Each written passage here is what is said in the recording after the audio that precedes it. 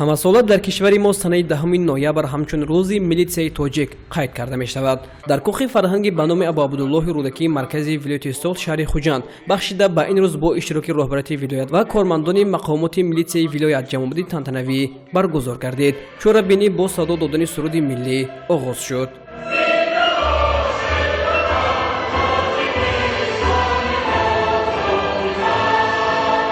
раиси вилояти Суғд земли суханронии кормандону собиқадарони милитсияро бо ин санад таҳният гуфта аз ҷумла таъкид дошт ки мақомоти милитсия яке аз сохторҳои бузургу бонуфузи ҳифзи ҳуқуқ ба ҳисоб рафта аз нахустин лаҳзаҳои ташкилёбӣ то имрӯз ҳамчун нерӯи муҳофизи тартиботи ҷамъиятӣ дар мубориза бар зидди ҷинояткорӣ ва ҳифзи ҳуқуқу озодиҳои шаҳрвандон саҳмгузор мебошад. Мақомоти мазкур дар лаҳзаҳои сангини таърихи кишвар аз имтиҳонҳои ҷиддӣ гузашта барои таъмини амнияту суботи ҷомеа талош варзидааст. Зикр шуд ки кормандони мақомоти милитсияи вилоят дар таъмини амнияту субот ва оромии сокинон саҳми арзанда дошта хизматҳои шабонрӯзии онҳо шоисаи таҳсин аст. мо шоҳиди он рӯзҳое будем ки милитсияи тоҷик чӣ қадар муборизаҳои беамон бурд барои тартиботи ҷамъиятиро таъмин кардан, волояти қонуна таъмин кардан ва мубориза бурдан бар зидди ҷинояткорӣ ва таъмин намудани тартиботи ҷамъиятӣ.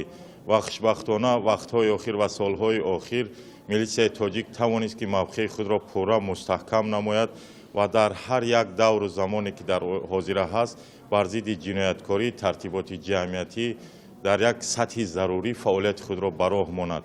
ва мо боварии комил дорем ки милитсияе ки айни ҳол фаъолият мекунад дар ҷумҳурии соҳиби истиқлоли Тоҷикистон нисбат ба он нафарое ки пештар фаъолият мекарданд фаъолиятшон хубтару беҳтар шудааст ва боварии комил дорем ки дар оянда таъмини волояти қонун, тартиботи ҷамъиятӣ, пешгирии ҷинояткорӣ ва ошкор намудани ҷиноят саҳми арзандаи худро мегузоранд. таъкид гардид ки дар замони муосир баробарӣ ба вуҷуд омадани таҳаввулоти сиёсӣ дар ҷаҳон ва минтақа дар назди кормандони милитсия вазифаҳои наву ҷиддӣ меистанд ва рисолати касбии хешро дар назди халқу ватан бояд минбаъд низ софдилона иҷро намоянд. таъкид гардид ки имрӯзҳо бо дастгирию пуштибонии сарфармондеҳи қувваҳои мусаллаҳи ҷумҳурӣ сарвари давлат муҳтарам Эмомалии Раҳмон мақомоти корҳои дохила ба сохтори тавонои ҳифзи тартибот табдил ёфтааст. соли ҷорӣ низ дар заминаи ин дастгириву пуштибониҳо милитсияи вилоят фаъолияти густурдаву назаррас нишон дода дар пешгирии ҷинояткорӣ, ошкорнамоии ҷиноятҳои содиршуда ва дигар самтҳо маҳорату малаки хос нишон доданд.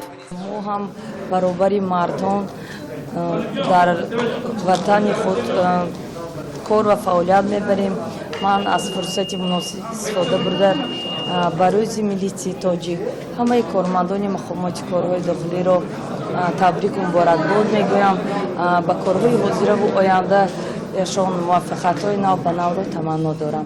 ба муносибати рӯзи милитсияи тоҷик чанд нафар кормандони фаъоли мақомоти милитсияи вилоят бо сипосномаи мақомоти иҷроия ҳамчунин кормандони фаъоли милитсия бо фармони вазорати корҳои дохилии ҷумҳурӣ сазовори нишонҳои сарисинагӣ, медал, ифтихорнома ва рутбаҳои навбатӣ гардиданд.